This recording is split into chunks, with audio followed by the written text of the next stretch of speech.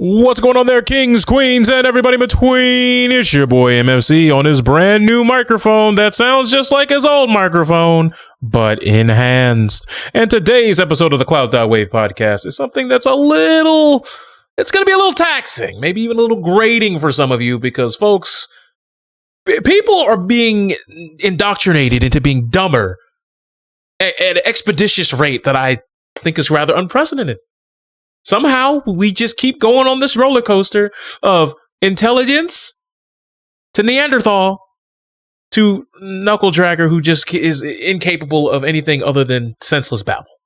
But before we get to there, we must take moments to reflect and rejoice because you're in the presence of greatness. Subtle Fraudulence, how you doing, my man? You're doing good. Everything working well in the neighborhood. You're doing good, man.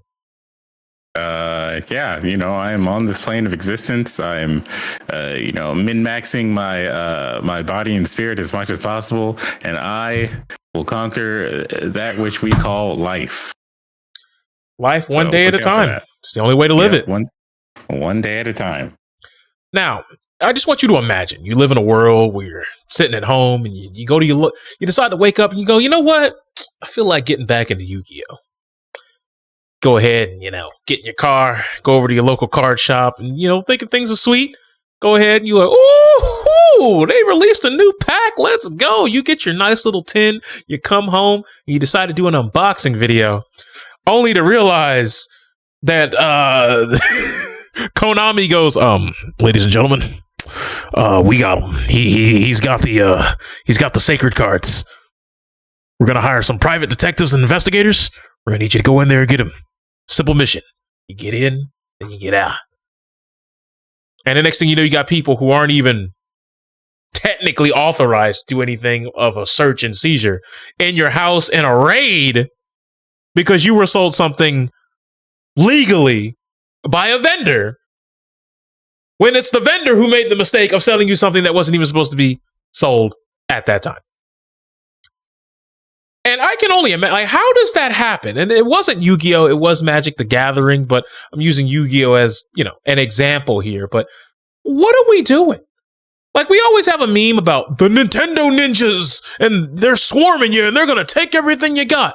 Up to 30% of every paycheck you get for the rest of your days. But the fact that we're sending basically glorified randos to come to your house and seize assets.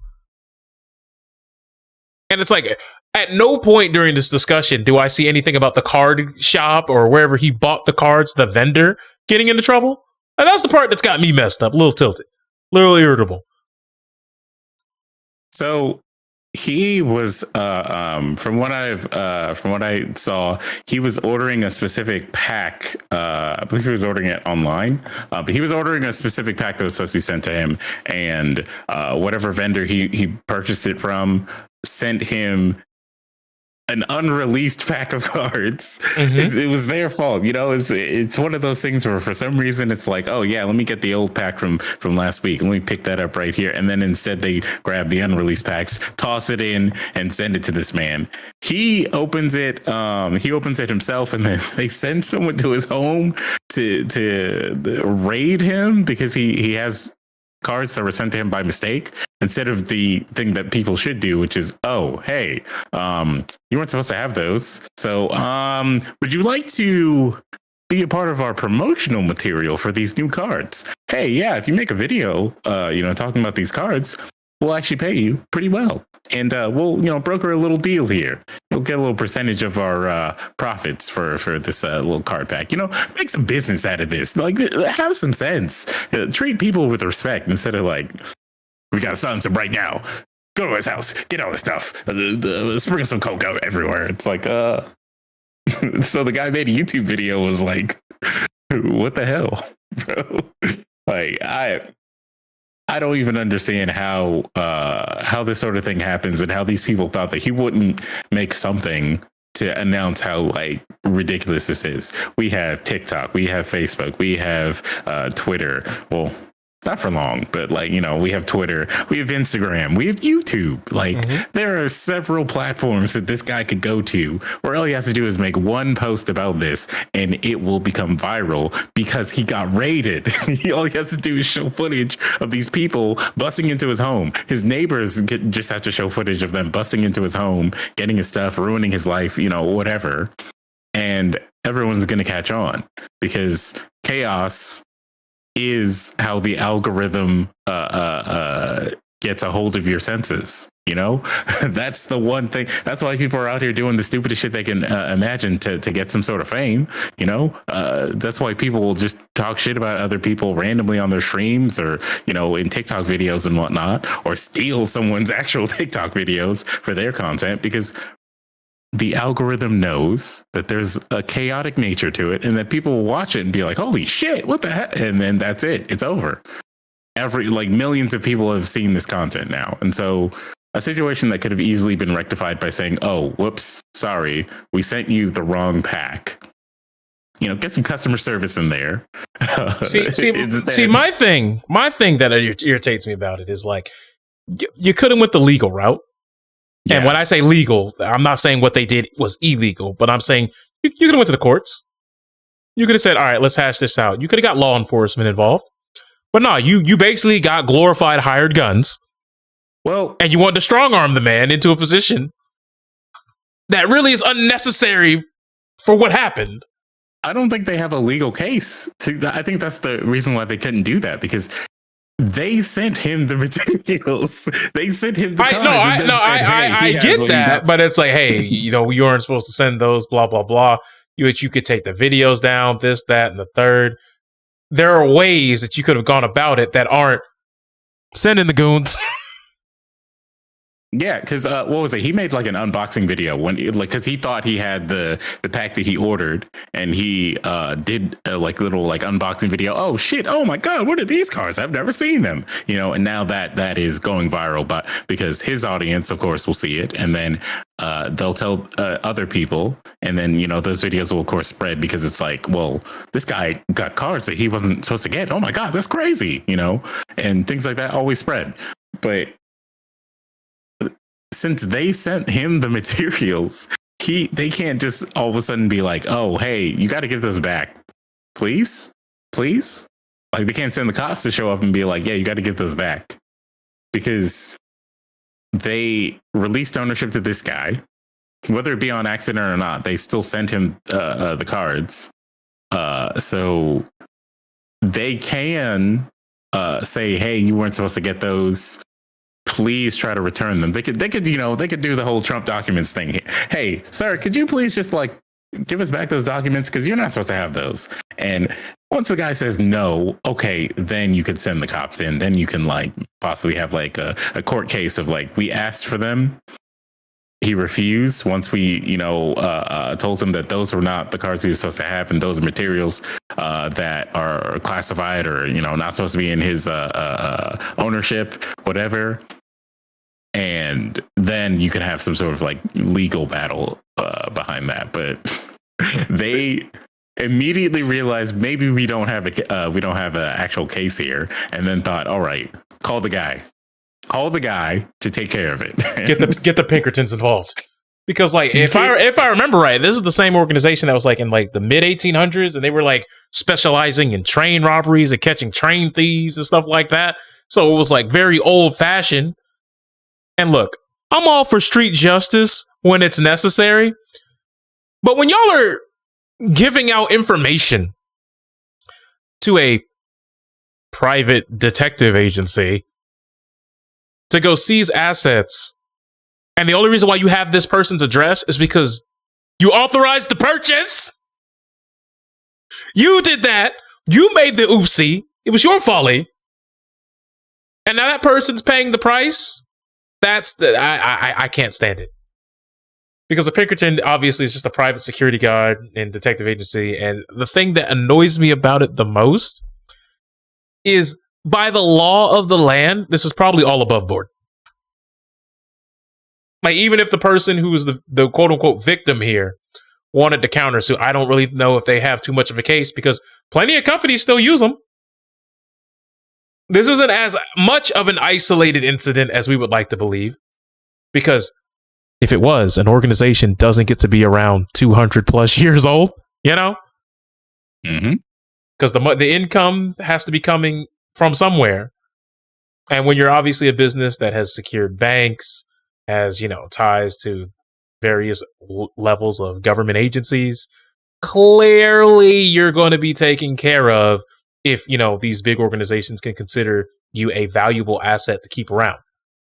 And let's be honest, I know Magic the Gathering, its interests and its player base may be waning a little bit, but the people who manufacture those cards are still doing big business. And they still make big bank. So clearly, it's not like young indie startup company has to go to the Pinkertons as opposed to the police. Right.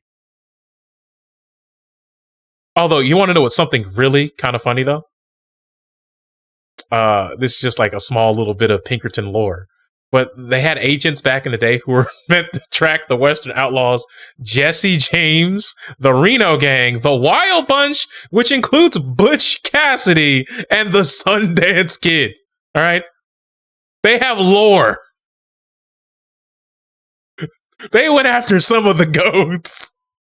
I mean, does this not sound like something you would expect from like Wizards of the Coast? You know, the creators behind Magic the Gathering and you know, tabletop games, and this really just seems on brand that they would get someone who was like, oh yeah, those guys known for going after Butch Cassidy and Sundance Kid. Yeah, we got the coolest guys to come make this happen.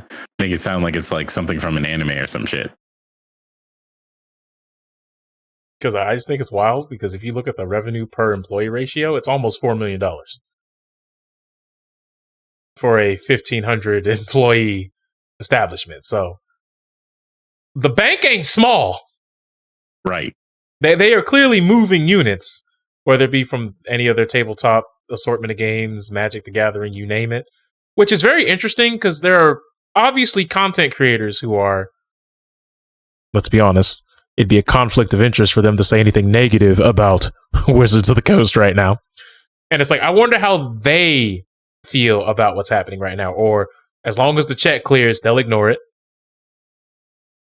Because apparently Critical Role is apparently having something that they want to say about this. But, I mean, you watch them. Like, have they said anything about it? Have they actually come forward? Or it's just like a topic that they know about and are aware of, but it's like, nah, man, business usual. We play D&D here, sir. Yeah, I haven't seen them say anything, but, you know, if they want to say something, I could see why they wouldn't do that, because, yeah, they play D&D. And this is a situation that we're probably not going to talk about after like another like week or so. As long as justice is served and this guy does not end up in jail, this guy, you know, any damages that are done, he gets compensated for, you know, etc. All of those things are taken care of. If there's an injustice done against this guy who just bought some cards, then then yeah, he deserves to sue. He deserves everything, because you can't bother people who don't want to be bothered, especially like, you know, someone who's buying cards is not someone who's trying to like live a life where they're trying to be in the media all the time or whatever the fuck. He just wants to live his quiet life however he wanted to do, probably. But you want to know something wild? What? As far as we know, the only reason why he got caught up in the first place is because he had an unboxing video. How do we know other people also didn't order online? Exactly. And are just sitting on these cards and are just like, man, I ain't never seen these before, but they don't have like a social media following to the point to where the Pinkertons would even be tipped off that the cards are even out there in the wild. Exactly. And, you know, overall in this kind of situation, it's not the people's fault. It's like, I think there was something where like, I think like Kellogg I think Kellogg had like an issue where there was some like tainted cereal that was going around, right? And some people were reporting that, you know, their cereal boxes was coming with some unsavory things in there. And that of course became a controversy because you don't want to buy like a brand new box of cereal and then like like a bug falls out or like there's poison in there or some shit like that. No, you don't want that. So of course Kellogg is going to be like, oh shit, sorry guys, we will rectify the situation as soon as possible. There was the horse meat thing at Burger King. There was like I think it was like Burger King in the UK had discovered that Burger King in the UK possibly had like horse meat instead of cow meat for their burgers, and so that had to be rectified. You're not going to punish every single person who consumed any of these products for your fuck up. You're going to punish whoever was in charge of like making this happen, and that's it.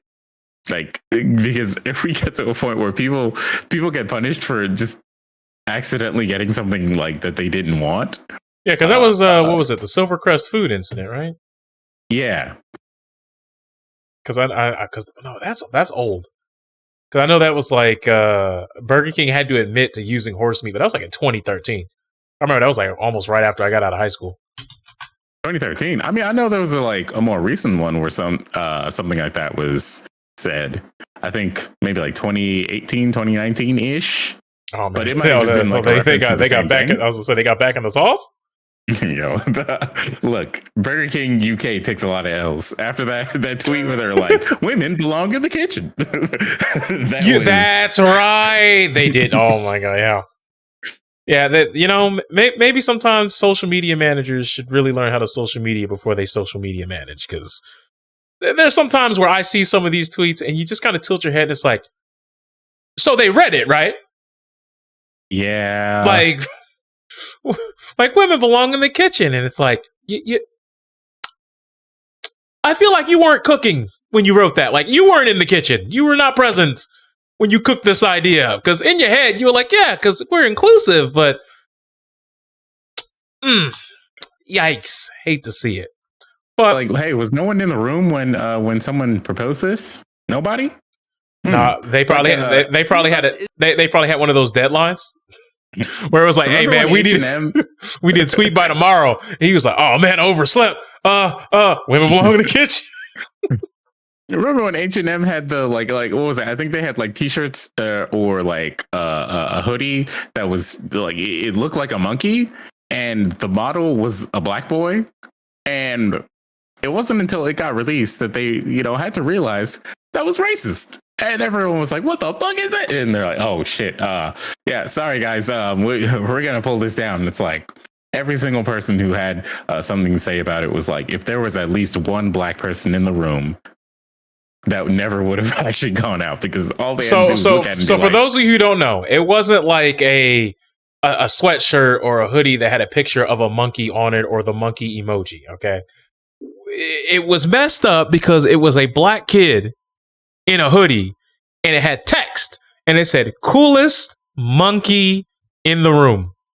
There we go. Or like coolest monkey on the coolest monkey in the jungle. In the jungle, yeah. And it was like, that's not. It's not a good look. It's not a good look. Like, I'm not saying that the act of it was a malicious attempt to be inherently just racist and just exude vitriol to black people across the globe. Okay, that's not what I'm saying. But you have to understand that has to worry about your optics. You need to have someone who looks at these things ahead of time. Like, it's simple as that. You can't allow something like that to happen. There's supposed to be someone, at least one person in the room, who says that doesn't look good, and you listen to them. Like, for example, it would be like if you had a shirt that just said real women are real women. And it's like, okay, what's wrong with that? But then, like, you get someone who takes your shirt, who is anti-trans, and says, this is a shirt, and then you, like, retweet it because they like the shirt. Okay, let's go with a real thing that has come out. Have you seen the, like, real women beer cozies that have been released? I'm not someone who drinks, so you're gonna have to tell me about this one, brother. What? Sarah Huckabee Sanders and some other people have teamed up together to release a product that it says like real women beer cozies, and it's like pictures of real women on these beer cozies, and it's like Sarah Huckabee Sanders and a bunch of other old white women on these beer cozies. That's supposed to be like a anti-trans sort of thing of like they're the real women. I'm assuming cozies are like the little fabric, like, I don't want to say holsters, but it's basically the can can be as cold as it wants, but your hands will remain room temperature. That sort of thing, yeah. Okay. And you have to see the ad because the song that plays sounds like it's from like a sketch comedy show or like, I don't know, an episode of like Parks and Rec or something. Like it just doesn't make sense that they heard the song and they're like, yeah, this is it. This is the one. You know, but also, you gotta remember, a lot of these people are the same people who said, Kid Rock's my guy. No. You see, like with Kid Rock, he was able to veil his music with like some like, you know, production and you know, a little bit of like. So you're saying this in the room. So you're saying this is on a layer below. You may call it statutory, but I call it mandatory. This is I'm never letting that go. I'll be 85. I'm not letting that one go. That out of the pocket. But go on, man. Continue. Look. With Kid Rock, he was able to get away with those lyrics because the musicality, like, because his music was like catchy enough and produced enough that some people could just be like, did I hear that? Nah, whatever. No shot. It was not good enough to get away with that sort of thing. It's like how people are talking about that AI Drake song, and then like you actually hear it, and you're just like, "What the fuck?" Like, people were saying like it was really scary because of how accurate it was, and I think it was either him in Future or him in Tucci, something like that. And you listen to it, and it honestly sounds like someone like shattered the sound card on a Super Nintendo or a Sega Genesis, and it's just going, and then like a voice that like vaguely is in the same tonal neighborhood as Drake comes on the mic, and it's like, look, this is awful. But we need to nip this in the bud while it's awful before we let this go untouched for 5 or 6 years and the technology gets us better, and then we can just start shadow dropping stuff because we're bored.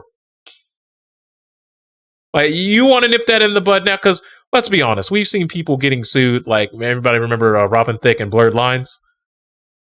Y'all remember how that lawsuit went down? What was the lawsuit about again? Marvin Gaye's family. It wasn't, because I think Marvin Gaye's dead at the time. I don't even think he could have done it. But basically, they were like, nah, man, nah, that's our song. And I've listened to, because I think the original song was "Gotta Give It Up" by Marvin Gaye. Mm-hmm. And there's like a couple of like notes in it that are vaguely similar, but they are clearly different songs.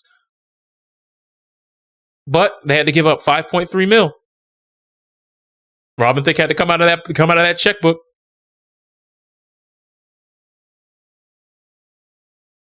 Like, because here's the thing, right? When it comes to music or intellectual property, like, it may not be your intention, because there's some stuff that, like, when you see Disney and some of the things that they've taken, it's like, it's pretty decisive that, nah, they took more than just a little bit of inspiration, all right? They scoop some things up. However, then you get into the whole thing of, is it a cover song? And if it is a cover song, what did you need to license? Did you go through the proper channels for licensing? And then, obviously, does the original family or, the artist actually own everything? Or do they have someone who's like, their producer or their record label? And then there's like, it's a landmine field out there in the music industry. So just because we're like, I mean, I hear like a couple of notes that are the same, that doesn't mean that it's, we should just let it rock. Because legally, music is a terrible industry to get in, because holy shit, everybody is cutthroat, and a lot of that shit is draconian, and people are old fogies and believe, well, this is how we did it in the 1970s, and that's how we're going to do it now. But sir, the internet, I don't care about your goddamn book faces and your Gramsters. We need to teach the youngsters about respect. How are we gonna do that? Sue him for everything he's got. And hey, that's the route that a lot of people, especially in big business, often take, because as long as you can flex on the opposition, nobody else is gonna try you. Sometimes people you saw Nintendo do it with the hacker. If we hang them out to dry, leave them decapitated, and show them for the world, who else is gonna mess with us? Who else? Is this the same hacker who has to pay like X amount of 10% of their paycheck for the rest of their life? No, it's more than 10%. It's more? Yeah, Nintendo hacker has to pay it was 80% or something like that. 80? Whoa. I don't remember it being that high. Like, if it was 80%, I'll be like, no, I'll go to the courts for you, bro. Like, what the hell? That's cruel and unusual punishment. What are you talking about? So, okay, he has to pay Nintendo 25 to 30% of his income for the rest of his life. That's still too much, but yeah, they're gonna garnish his wages too. So it's he doesn't even have a choice to be like, no, don't take it from there. I'll pay them from a side job or anything like that. It's literally just no, we saw you got a paycheck. The money's already gone, bro. Here's the rest. Yeah, union dues, the Nintendo dues. Insane, man. Imagine if he even be well, here's the thing. Imagine if he was working a regular, just a reggy-deggy job. I don't know what the guy actually does. It's funny that his last name is Bowser. I just think that's funny. But imagine he's working a reggy-deggy job. And in his reggy-deggy job, he's making $16 an hour. And obviously, because of taxes, he's in a union, insurance benefits. Let's say overall, a week, he's pocketing what? What do we want to say? Maybe 480? 550? Yeah. And 170 is coming out of that. I don't know. It just rubs me the wrong way. Because I believe if you're working 60, if you get paid $16 an hour, that's $640 if you got 100% take home. Man, that dude's probably only coming home with $360. Yeah, dog. Exactly. Dog, he's getting half for life. Hey, I hope he come from a well-off family. That's all I can really tell. That's Godspeed, brother. That's exactly why that kind of punishment shouldn't be legal, because the average person cannot live with something like that, especially if it's for the rest of their life. What the fuck? Nintendo, this billion-dollar company. Okay, so here's the thing. Here's the thing. It says income. It just says straight up income. Exactly. So does that mean when he gets the retirement check, is Nintendo coming out with the hands? Probably. Any kind of income that gets actually reported. So unless he gets it paid under the table, they're going to find it and they're going to immediately garnish it. So that's ass. that's terrible for the rest of his life. It's not even, there's no end point to this. There's no specific amount that they want for restitution. They're just we want you to suffer because you hacked us. Come on. You want to know something's crazy? You want to know something that's crazy? Did you know that you must report all gambling winnings, including fair market value of non-cash prizes that you win as other income? Because I'm sure there's a lot of people who don't do that. Now, granted, they're probably not winning enough for that to truly matter. But what if this dude just goes to Biloxi or goes to Vegas and he turns up one time for the one time? Is Nintendo coming through your winnings? Our winnings.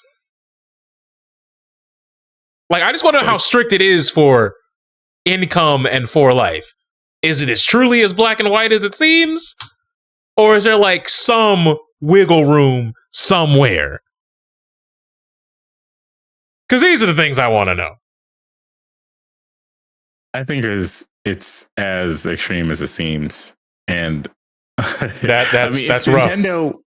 If Nintendo was we're going to give him a job to work for us, but we're going to garnish 10% of the wages that he makes with us for the rest of his life, then I could see that being more reasonable than the latter, than like, you know, what's currently happening. But like, Right. nah, man. Like, they make it sound like he stole government secrets. Actually, there are people who actually have stolen government secrets who have gotten less of a punishment than that. Like, what the hell? No, you can leave, bro, but we're just gonna take like 10% of whatever you make. So, oh, by the way, that Mr. Bowser is not a young man, by the way. Exactly. Like, as of today, he's 53 years old. Like, he wasn't young. So this isn't like, oh, don't worry, he could pay it off in the next 20 years and still have 20 to 30 years of like actual regular income. No. No, that he's cooked. And Bowser would have to earn at least 40 million before taxes to pay it off completely. So unless you know somebody who's got 40 mil to give him before taxes, he's never going to clear this debt. Right. And the sad part is he's going to be on his deathbed and Nintendo's going to be like, well, how much did your family pay for that coffin?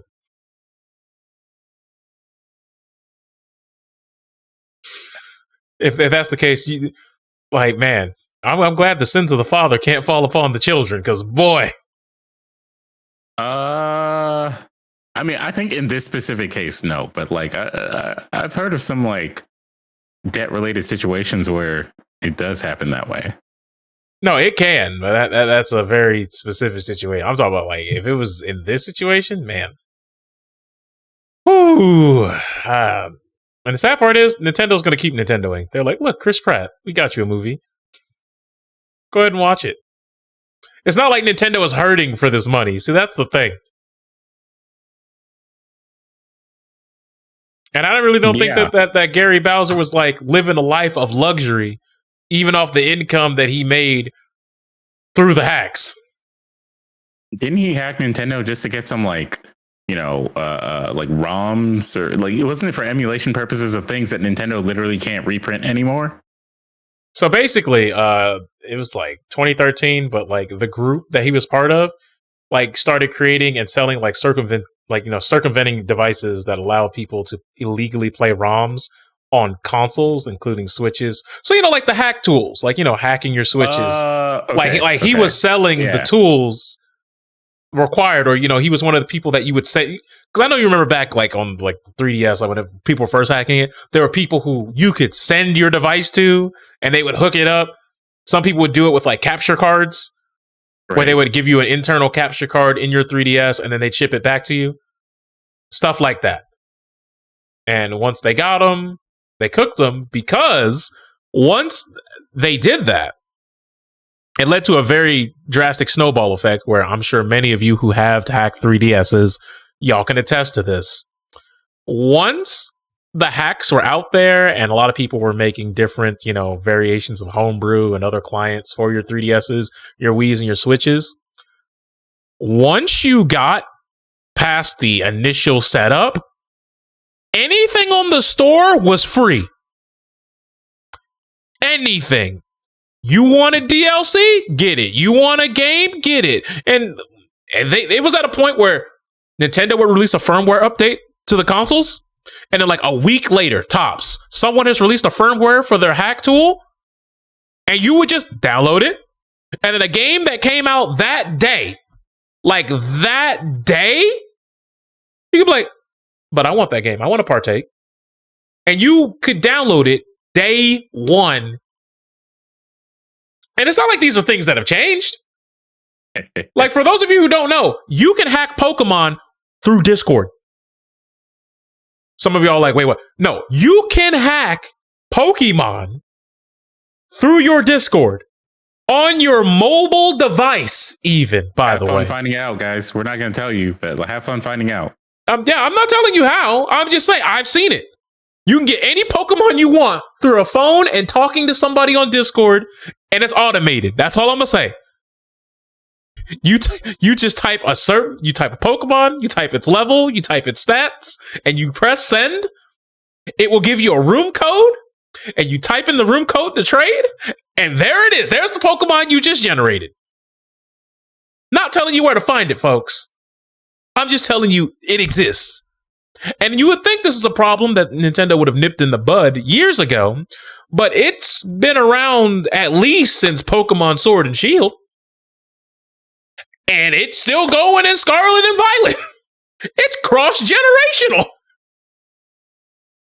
So if they can't even stop it in some of their biggest hitters like Pokemon, much less the spoofing that goes on in Pokemon Go with using stuff like BlueStacks, which is a phone emulator where you could just teleport around the world. And I want to live in France because France has great Pokemon events. You could just boot it up on your computer and you're in France going for a walk.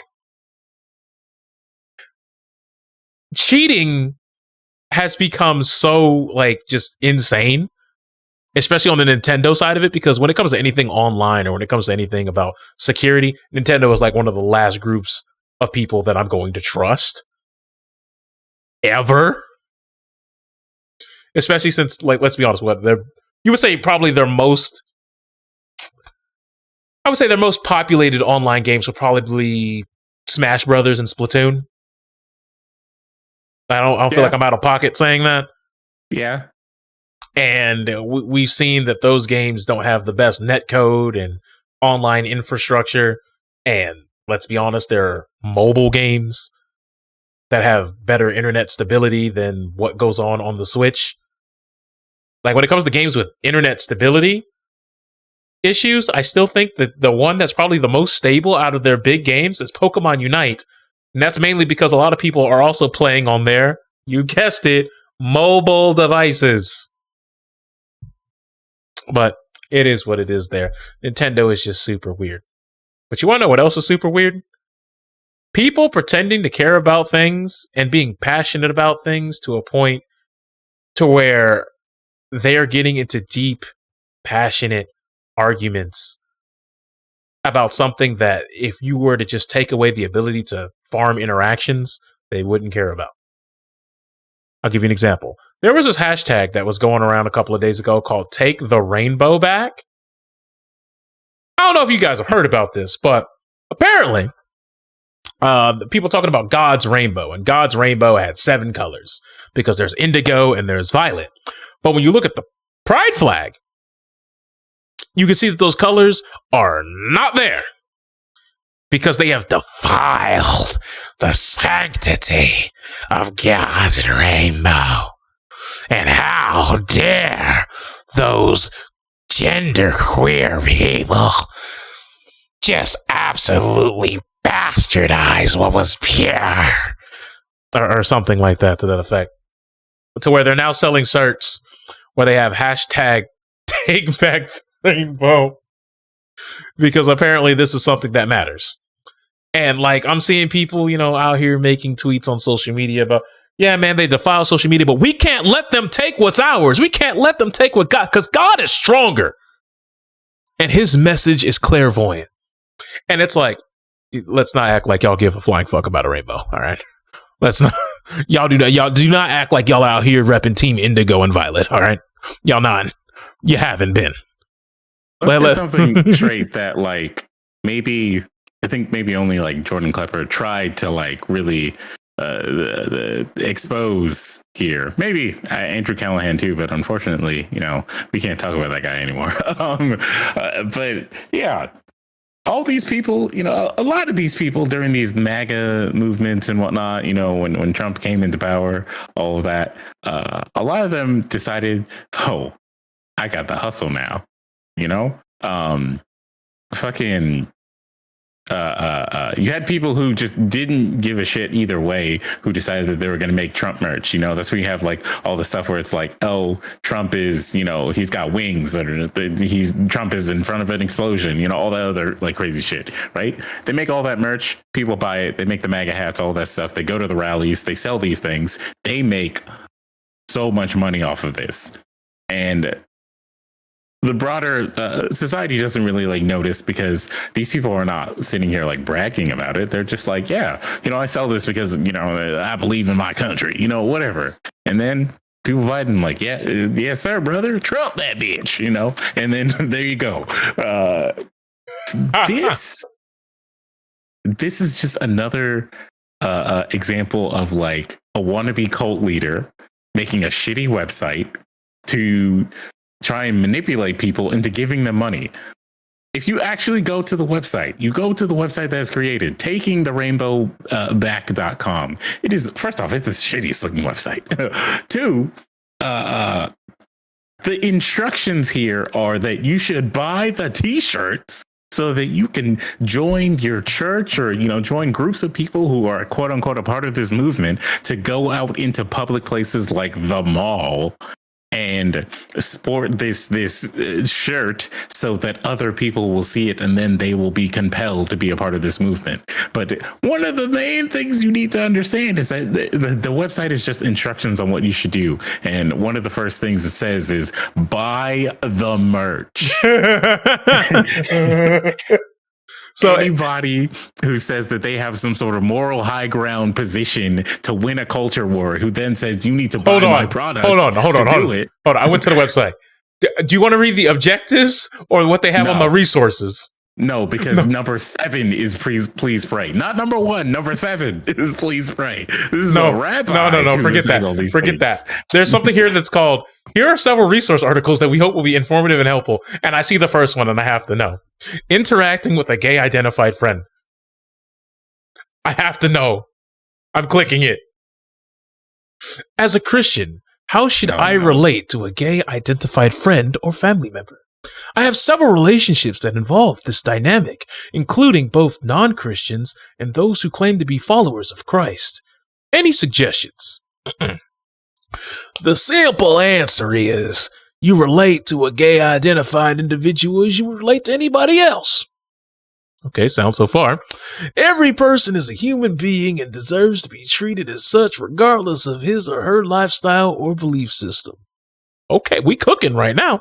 Every person you meet is your neighbor, and Jesus commands you to love your neighbor as you love thyself. But you already knew this.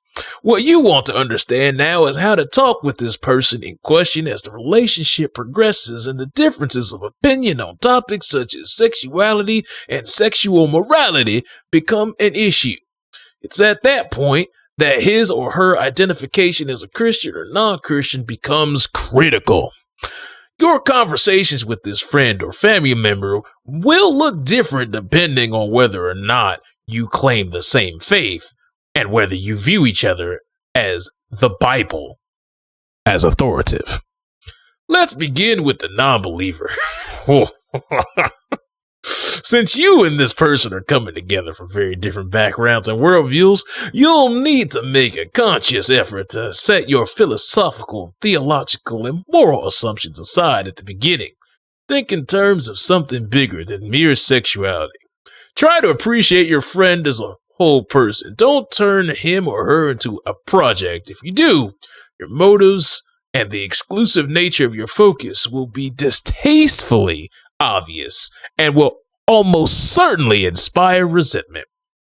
Instead, look them deep enough to discern his or her essential humanity and to understand how it reflects the image of God.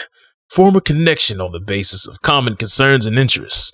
Remember that God loves this individual even more than you do. When challenged or asked to explain your own beliefs, use I-based language to give positive and winsome personal testimony. See this Bible verse. In doing so, you will be creating a context for the development of meaningful relationship. And that relationship grows and blossoms, the Holy Spirit will grant you opportunities for genuine Christian witness that you would have never devised upon your own. While moving through this process, keep Jesus in the conversation with the woman at the well, John chapter 4. And honestly, this just seems like this is well written to be like, so basically you just kind of like kite them. You kite them away from it very slowly. Because a Christian who experiences same-sex attractions but does not act on those inclinations, and an active homosexual who claims to be a believer, right? There's a crucial distinction between the two. A Christian who is currently involved in sexual intimacy with individuals of the same sex or any sexual activity outside of God's design for marriage, requires a very different response from those with just same-sex attractions, but refrains upon acting on them. And then it goes into Bible doctrine, and then it goes into if your friend or family has been remaining sexually active, then God will take care of it. You need to address your concerns, but God will handle it. So at least it's not as bad as some people have made it out to see on Twitter, guys. What are you talking about? Like, what do you mean? All of that is just like a waste of time to read. I don't know why you read all of that out. Like, that is literally how they I just wanted to read it, man. That's all. It's exactly what you would expect it to be from this kind of grift. The whole point is that they want your money, and they're doing it through the guise of religion. Especially this this rabbi who is saying that they need to take back the rainbow. The rainbow has nothing to do with the Bible. There's nothing in there that says God needs the rainbow for his representation. No. Are you trying to tell me right now that God is not Captain Planet? What the fuck?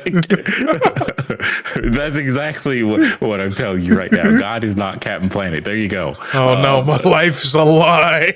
Anyways, if you're basing your life on something like that, then you didn't have a very strong conviction in the first place. The point of the matter is that, like, this is all bullshit, and you know, when a grifter sees another grifter, they want to figure out how they can turn it into something that benefits them. So, what is it? Melody Mac I think is her name. Melanie Mac. I don't know. Mac and cheese. Whatever. Who fucking cares?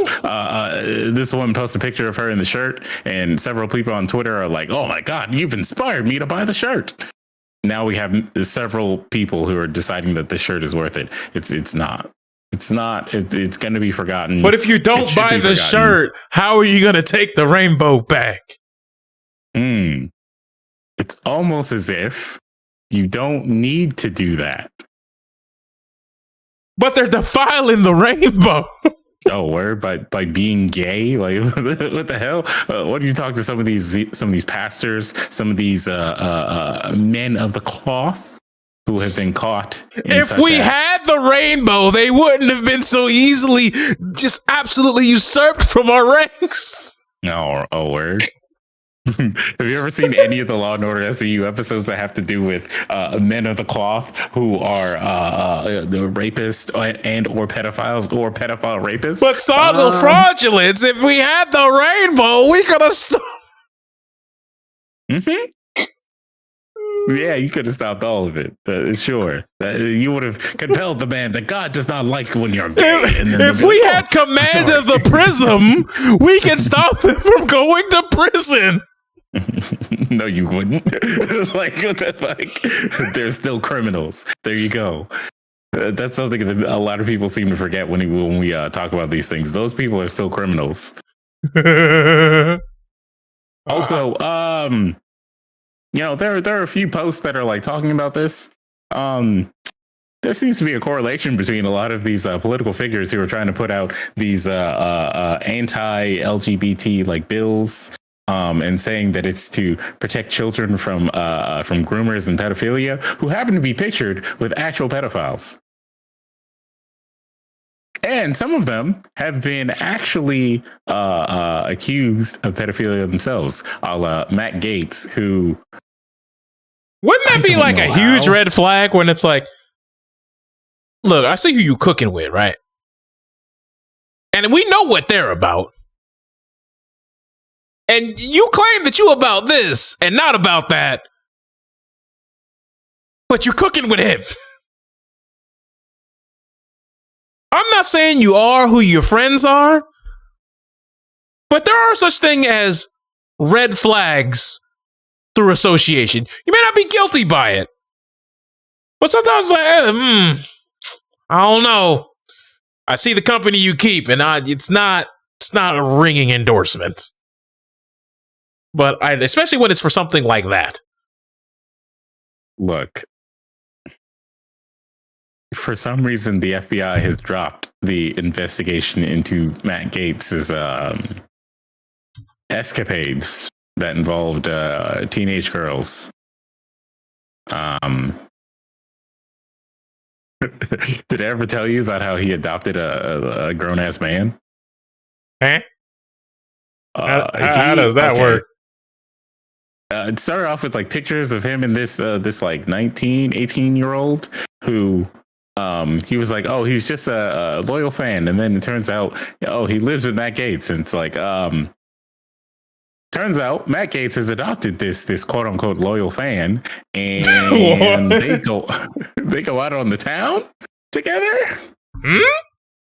Yeah, there's a lot of like suspicious activity going on there, but where like at first Matt Gaetz just like denied him being that guy being his son, and then he's like, yes, this is my adoptive son, and it was like, sir, why did you adopt this teenager, well, this legal adult, and why did you lie about it?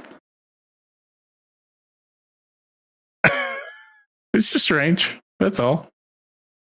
But anywho,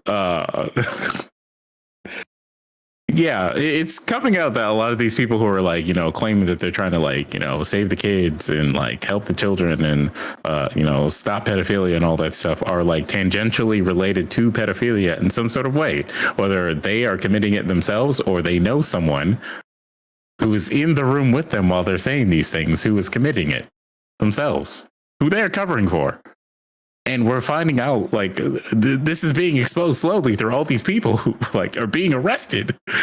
And every time that story comes out, you know, what is it they say when I don't know, there's like a leftist like shooter or, you know, something like that, or like, you know, when like there's a transgender person who shoots up a school or whatever, the media is trying to cover this up. They're not going to talk about this because they only care about when we do something wrong. They don't care about when the left does anything wrong. Actually, when these politicians are being arrested, like legitimately arrested for pedophilic acts, it's not being reported on by any of their peers who allegedly want to rid the streets of pedophiles. So I'm just saying, man. It seems like when the one guy is like, oh shit, we got to talk about this, everybody else gets in the room and like, hey, what do you think you're doing? Actually, I think a Republican actually came out when Matt Gaetz' stories came out and said that that's actually something that happened. That they like put him in a room and they're like, yeah, they told me not to say anything about this, but now that it's out, I am going to say something. I mean, it could be worse. Could have had a job, then you could be Tucker Carlson. Well, that guy doesn't have a job anymore because you know what? He snitched a little. He said a little too much about upper management and how they run things at Fox News. And not only did he become a liability, he talks shit. So they're like, yo, cut him loose. Cut him loose. Hey, man, some people get fired for doing their job. Some people get fired because you were cooking in the wrong kitchen at the wrong time. He may not be the only, like, casualty well-known. Yeah, he may not be the only like well-known casualty because there are other casualties. Like some of his producers, like at least one of his producers got fired as well. This is a producer who's found out to be possibly a Nazi. So, you know, yeah. But Fox had to settle for $787.5 million. In a defamation lawsuit with Dominion. They settled because the court case has text messages from a lot of Fox News employees, and just from the ones that were like released publicly, it was not looking good for them. Like a lot of these people were aware of some of the dumb shit they were saying, and aware that it wasn't true. And some of them, like Tucker Carlson, was just talking shit. Now one of his old producers is coming out and saying that the environment at Fox News was rather misogynistic, to a point where when they would have female guests on, they would not treat them with respect. They would talk about which one of them they would have they would be able to have sexual relations with. You know, all kinds of misogynistic behavior like that. I don't know about you, but that's not surprising. I was gonna be like, have you ever been in a room with a lot of executives? Yeah, have you ever seen A lot of people who are up, a lot of people who are top brass in a lot of places. I don't care what their political front-facing part of their company says they are. Well, often a lot of people in that room are not good people. Have you seen any of the Greg Gutfield shows? Like they don't hide these things. Like they just it's right there. I mean, they even make dated jokes. Like come on, man. Like it's all right there. I mean, it's going to surprise the people who are probably their fans who thought they were all moral, upstanding citizens or whatever the fuck. But like, nah. Carlson is out. There are rumors that Janine Pirro and some other lady that work at Fox News are also going to get fired. But it seems like for now, they're going to like show them a lot less and be like, hey, watch yourself, you know, whatever, because they can get away with it. But Dominion isn't the only company that's suing Fox News. What is it? Smartmatic is also suing them for defamation. So Smartmatic is like saying already that they're not going to settle. They're not going to settle with Fox News. So if that's the case, then we may have a fucking crazy court case going on, because some of these people are trying to say that Tucker Carlson was not gonna he had nothing to do with the lawsuit, which is false. He was literally one of the witnesses that was called up to testify in this court case, which is why they were afraid in the first place. Because even though people talk about that one court case where they made the legal precedent that you shouldn't listen to what Tucker Carlson says, they are definitely going to pay attention to his text messages. Like, it's like, because it's like, first of all, that's not for meat, like regular consumption. That's not for the public. Mm-hmm. That man's saying what he really thinks. But speaking of people who said what they really think, Don Lemon also got fired from CNN. And the speculation is that it's related to a very heated interview that he got into with a Republican presidential candidate. I don't know why this guy is running for president, because he is going to be forgotten very soon. Like he'll come up again in the primaries. People will be like, "Who's that? Who's that racist guy?" And then who's that? Who's that racist? Like, but it was like Vivek Ram something like, but like this dude, he was on CNN. He blatantly looked at Don Lemon and said that the NRA has a lot to do with Black people getting their civil rights and the civil rights movement and things like that. The NRA has helped Black people in general. And he's like, it's a historical fact. Don Lemon looked at him and was like, no, it is not a historical fact, sir. And like, while someone is trying to like, you know, talk to him like, Don, stop, Don, stop. He's like, like legit was like, I can't hear him if you're talking in my ear. Sir, please, can you say that again? Say what you said again. Okay, yeah, no, that's not a historical fact. In fact, actually, when the Black Panthers tried to arm themselves, they actually decided that gun control was important. Which, again, this is a sign to everyone who really wants gun control. If you're a part of any sort of like minority group, any sort of group that like the majority would be like racist towards, or like they're like afraid of or whatever, arm yourself. Like publicly arm yourself. Like say, yo, I've got guns. Holy shit. Like I'm using my Second Amendment right to arm myself just in case an intruder comes in, you know, like some shit like that. And they will immediately be like, oh shit, we should get some gun control here, guys. It's getting out of hand. All these guns that people can get. Oh my God. Someone could buy a bazooka right now. Shout outs to the Discord leaker that leaked the Pentagon stuff. Because apparently they found a bazooka at his home, but like, I'm not surprised that he would have one. It's just surprising that they found it and they're like, "Holy shit, what was he gonna do?" But that's not something that you just have lying around unless you plan on taking some action. Okay. Look, when I saw the Channel 5 video where he went to a gun show and like, there was a guy who was actively buying a bazooka because another man was selling it there, and it was all legal. I was like, that someone is gonna buy that and they're gonna use it. So like, what do you think is gonna happen here? He's just gonna like have his bazooka just in case an intruder comes in. No, it's just a centerpiece, man. It's just a conversation starter at the crib. Stop, thief! Like, what the fuck? That's craziness. I was just using necessary force. Oh yeah.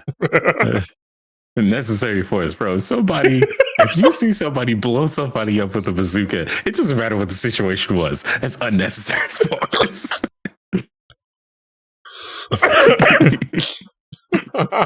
Fucking other people are saying that the Don Lemon firing is related to his like misogynistic comments on and off air about Nikki Haley and some of his female coworkers. What is it? Poppy Harlow being one of them, who was the woman who was with him in that interview, which, by the way, Don Lemon, he had some finesse in that interview. Like at the end, he was just like, it's not a historical fact. You're wrong, sir. You know, like I disagree with you. Anyways, it was nice having you. And then like goes out for sticks out the hand. Like like he just 3-0'd this man. Like immediately just like, all right, GG's guy. Not GG's guy. It didn't look like the guy was supposed to leave. Don Lemon was kicking him out, and the what is it? Poppy Harlow was just like, yeah, next time we'll talk about China, and then he tries to like slip in a little thing of like, yeah, our emancipation. We'll talk more about our emancipation from China, and it was just like, what? You're going on CNN to peddle propaganda? Like, come on, man! Like about China? Come on, man! Why did CNN have that guy there? Why did they think that Don Lemon was not going to get angry when him as a black man, he had to sit here and hear this guy say that the people who were trying to arm the ones who were shooting black people were helping black people? Huh? They're trying to disarm black people and then arm the ones who wanted to kill them. Like, come on now. No, man, it's a fact. It is a fact that it was for your own good. It's insane. Like, shout out to Don Lemon for like trying to, defend himself in that situation. But unfortunately, he said, whatever race you may be to this guy, which you can't say that when you're in like a heated argument like that, because the dude did the thing and he was like, oh, well, I, as an Indian man, would like to say that I wish that we could get a point in society where anyone could talk about this situation without us having to talk about race. And it's like, we talk about racism without mentioning race? Huh? Hey, y'all better relax. Tucker Carlson and Don Lemon about to do a show together. Bro. Crossfire. Don Lemon and Tucker Carlson. Hey, this is not the 2-man power trip you think you wanted. Look, Tucker released he released a Twitter video that was, very cryptic, and it seemed like he was trying to insinuate that he's going to be fighting the establishment, that he's going for like a not fight the power. Exactly.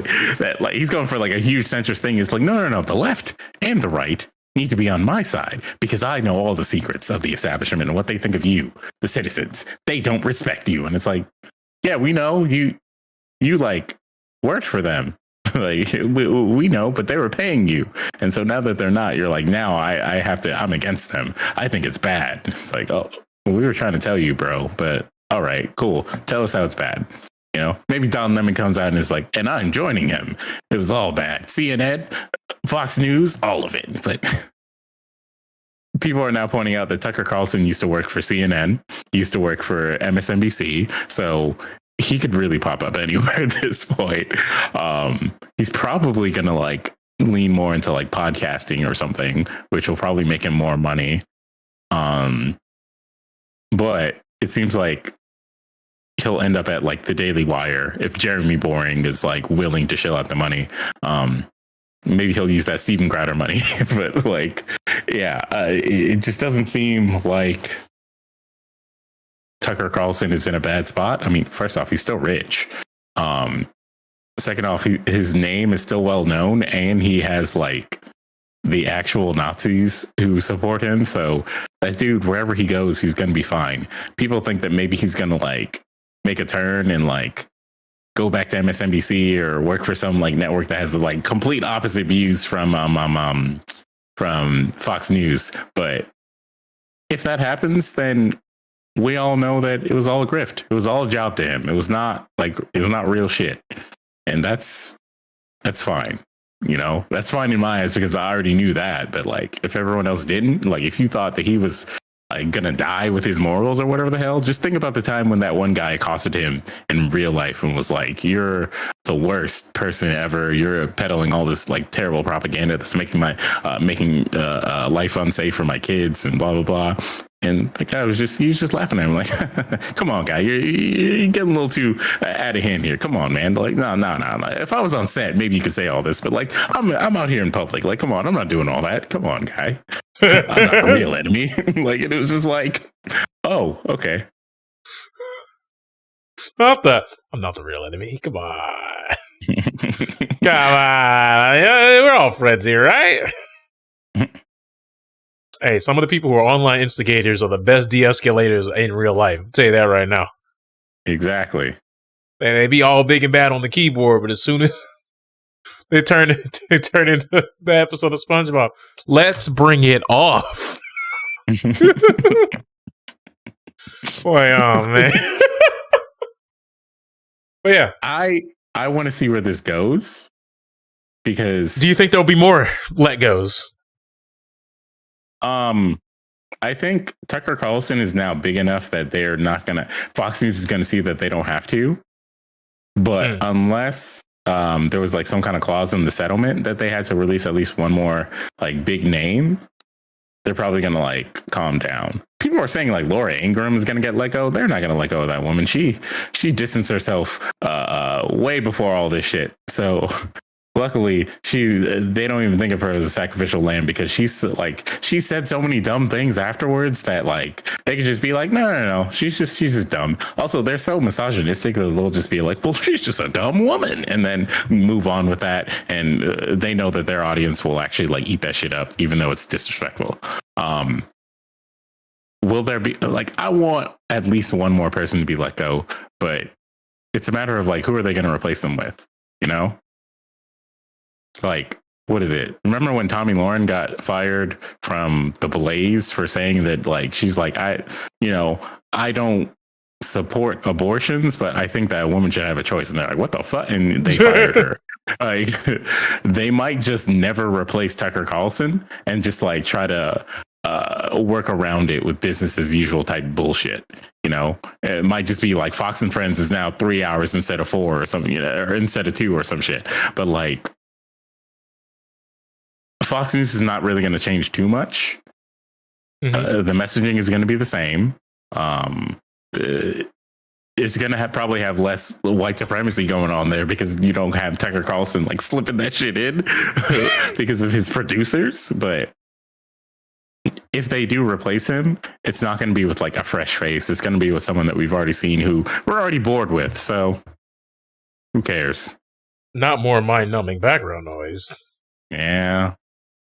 I mean, maybe they'll hire Steven Crowder since he's going through a divorce now, and as we've seen from Elon Musk and Kanye West or Ye, divorced dads they wreak havoc unless they're given some sort of structure in their life. Not wreak havoc. I mean, look at Twitter. Twitter.com gets worse every fucking day. Are you saying he about to go on a revenge tour? Is that what you're telling me? Once he clears all that shit up, yeah, sure. But like, he's gonna have to fight the allegations first because all of these tweets and things that are like, yeah, no wonder his wife left him. He's misogynistic. Like, he doesn't respect women. Look at this tweet that he said about women right here. And they're like, yeah, you think his wife was cool with that? Probably not. Read them and weep, pals.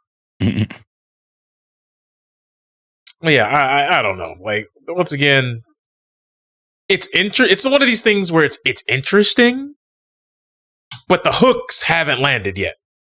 Mm-hmm. It's like, all right, you got rid of them, but like nothing they were doing is stuff that we thought they weren't doing. Yeah, and Don Lemon is going to get replaced, but he's going to get replaced by somebody who is going to be very like unassuming and maybe have some of the same views, but be less outward about it. Because Don Lemon only got on people's radar when he just started saying shit that clearly CNN was not telling him to say. He's like, no, this is racist. And they're like, wait, Don, you can't do that. And so they've probably been like contemplating this for a while and using this as like an excuse. The next person is not going to do that. They're just going to like sit on the shows, say the news, and then get paid. Which I mean, it sucks for the people, but whatever, I mean, as far as the network love company guys and gals, all right, people who will bite their tongue, curb their enthusiasm, and get out there and say what we tell you and do what we tell you. Because I mean, we've seen it time and time again. You guys underestimate how often people are in the earpiece of people who are on national television. Right. I mean, wrestling commentators even got Vince McMahon sitting there in the gorilla position talking about something. Say it. Say the word. You got to say it. Mm-hmm. And all they got to do is regurgitate what they see into the microphone and tell you to buy the pay-per-view. And they still got someone yelling in their ear to say it a certain way. Say it with more enthusiasm. And that guy's also racist. like, what the hell? I think there's like more reports coming out of wrestlers being like, yeah, the writers wanted me, a black woman, to say, give me my money, bitch, or some crazy shit like that. It's just like, yeah. Don't you remember the clip where he just like he dead ass looked at, what was it, Booker T, and was like, yeah, my nigga. And then like, yeah, what was it? The Renee Paquette used to be a WWE announcer. I think she does AEW stuff now. Not sure in what like capacity, but apparently she was doing a simple interview, and like she was supposed to like a moment happen, and Vince wanted her to say it in a very specific way. And she said it in a way that to you, me, anybody who was watching the segment, the people who, put it on Twitter, fine segment. Cool. Great. Everyone, 2 thumbs up. Everyone would have thought everything went according to the script and everyone moved on. But apparently Vince was in her ear talking about, and you ruined the fucking segment. Hey, yo. And she said, stuff like that made her leave. And that's fiction. That's some bullshit a writer wrote.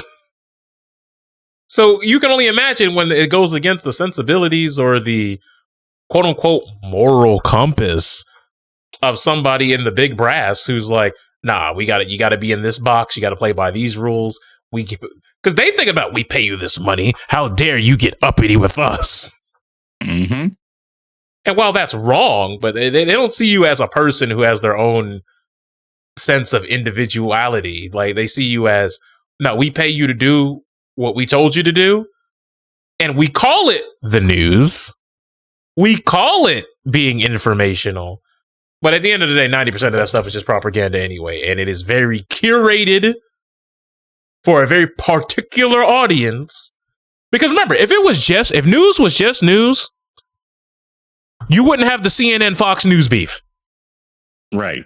If news was just news and it was just the facts and people reporting on what happened, and everyone's got an opinion piece, and there's a reason why different news stations have target audiences and are represented through their demographics. Like, no, there's a reason why they invest so heavily in these research teams. They know who they're talking to.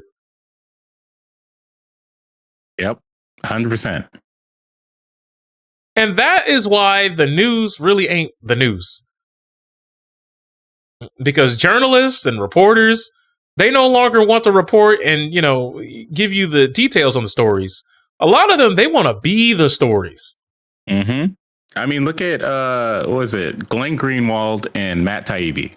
Both of them have done some very, very important things in journalism in general, and that's why they're like well known, because they've like risked their lives for some like very, very important information related to like wars, related to the economy, related to our world in general, Right. and they've done really well with shit like that. But now they're like, hey, if I just appeal to a certain side, then I'm gonna get paid a lot. So now you have Glenn Greenwald making like a whole segment of his new show about the Hasanabi, the Twitch streamer. Like, who cares? You're supposed to be reporting the news. You're just talking shit about some dude who's like, actually reporting news on his Twitch stream and then doing his personal shit. Matt Taibbi got exposed as being like biased by an actual newscaster who did an interview with him and pressed him about his coverage related to the Twitter files and Elon Musk, Twitter files. Yeah, all that bullshit. I mean, they did call it that. Yeah, it's not hyperbole. It's what they called it. It was revealed. It's like you're in Elon's pocket, and he doesn't even like you anymore. It's like it's over. So when it comes to journalism, yeah, there are a lot of like there are a lot of real journalists still out there trying to like put out actual news on what's going on and try to make sure that people get the information that they need. But they're being blocked by all these people, like all these like commentators, like Ben Shapiro and Matt Walsh, who are just trying to say, no. But aren't you mad that that kids are gay? It's like, what, huh, bro? What about the economy? Like, what about the Russian and Ukraine war? How about that, guys? Like, why don't we talk about that? Oh no. What about inflation? It's like, stop trying to tell us that inflation is because people wanted to stay at home when there was a disease that was about to kill us or whatever the fuck. We're past that. All right. We're past that. It's still happening. So like, how do we like fix this? Huh? It's like, hey, you, did you see that clip of that CEO of what is it? What was the chair company? It's like Herman Miller, I think. They were complaining to her because none of them got their bonuses, and they claimed it was because they have like a $25 million like loss due to COVID that they need to like make up. And they also found out that she's getting like a $7 million bonus. And so, of course, people were going to like write to her and be like, yo, hold on. I thought we were all supposed to be making sacrifices here. And then this woman came out in a Zoom call and was like, yeah, you need to make the sacrifices. It's just like, what are you doing? We need to stop focusing on the money. Stop focusing on the things that you don't have or that I'm getting or whatever. You need to make that 25 million so that the company can thrive. And it was like, huh? Nah, Like, nobody was even able to respond to that. None of that shit. She just started going off and basically telling these people, you need to get back to work. And it was just like, this clip has gone viral now because everybody's seeing this and they're just like, that's her response to people being like, hey, why are you getting money and we're not? Like, what's going on with that? Hey, it's my money and I need it now. Like, it's my money. Hey man, don't be like that. What was it, that video that's going on TikTok right now? The dude that's like throwing all the chicken around the Popeyes because he ain't getting paid for a month. I said, yeah. for a month, and you still going? Bro, I saw that video and I saw all these people who clearly work there who are watching him do all this shit. And I'm like, do y'all know who's gonna clean all that up? Because it's gonna be you. So like, I wouldn't be sitting there and be like, isn't that funny that he's so mad he's throwing around the chicken? That's crazy. Oh, wow. As soon as your boss walks up to you and be like, all right, now you got to clean all this up and we got to account for. But that's the first half of the question. But the second half of the question is, are they still going to cook that chicken? Because that's floor meat. Bro. Please don't even put that in my brain right now. Because it's like, yes, they picked it up. But I don't think they closed. Oh, but did you see the end of the video? How he like cut all the wires to like the credit card machines and shit? Yeah. Yeah, that guy was on a warpath. He's probably not going to work at a Popeyes ever again, but maybe he'll get a better paying job. Like, who knows? But here's the thing. Something else. Here's the thing. I really hope Actually, I can't even say I really hope. He knew what he was doing. He knew he was being filmed. Mm-hmm. Y'all got to stop filming crimes. You shouldn't be committing crimes in the first place. But y'all doing a crime in broad daylight with your face and then posting on your own account is just you shouldn't even get to have a trial. You should just get locked the fuck up, bro. Look, that guy was seeing red. All right. Him just like, yo, I need my fucking money, and then like just throwing shit around or whatever. I can see that happening and him not thinking about the cameras and whatnot. But like all the people who, like everybody there who worked with him and knows that at the very least he didn't get paid for a month. They probably also didn't get paid for a month or whatever, and they're just dealing with it because they need the money. But like the moment you pull out your phone and start filming all this shit, you're an op. Like immediately, you're an op. Like there's no way that you see this dude. He's pissed because of like something that should not be happening. This is the reason why people are unionizing like right now. Like it's wage theft for them to literally not pay you when they agreed to pay you. And not say like, oh yeah, it's because of the banks or whatever the fuck. Like if it's literally them just not paying you on purpose because like they could and they're just like holding it back for whatever dumb reason. Right. That's wage theft. That's a crime. And you all could unionize and like deal with that and probably get more money. Yeah. You all come up on a check. But the moment you film him like doing some shit like that, now your case is weakened because they're going to say, well, look at the work environment that they're in. Look at what he's doing. Do you really think he deserves money? Even though it's really fucked up to say some shit like that to somebody, like, do they deserve money? We all deserve money. Even though it's fucked up to say something like that, whatever lawyer they hire for whatever, shit goes on is going to say that. And they're going to make that case. And the judge will be like, I never really saw it that way. And then we're all going to get fucking like pissed off that they just get away with the crime. So, yeah. Don't worry. People are just going to jump all over it just for the interaction farm to do their little commentary videos. You know the ones I'm talking about. Mm-hmm. Oh my God, the craziest thing happened at Popeyes. Like, comment, and subscribe to my YouTube channel right now.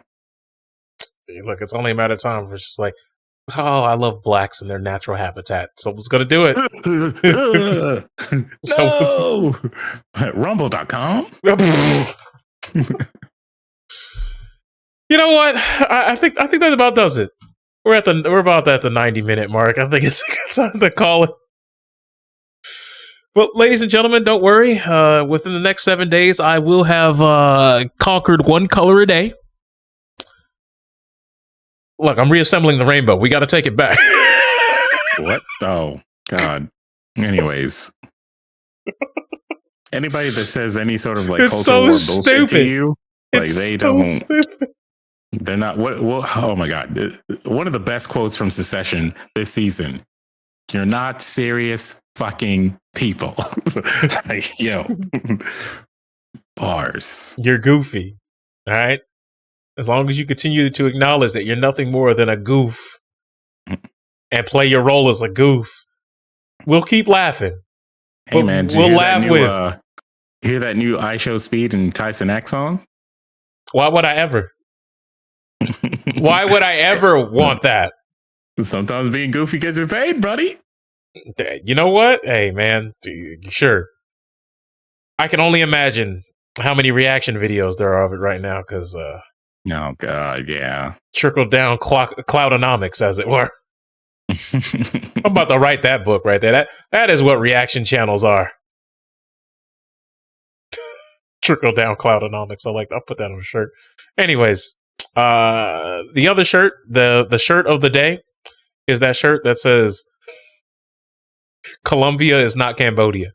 I don't care what anyone says. That shirt, I don't know. That shirt's got a threatening aura to it. I don't know. But we'll see you next week. Y'all take care. And someone do something about Marjorie Taylor Greene because there's out of pocket and there's just out of common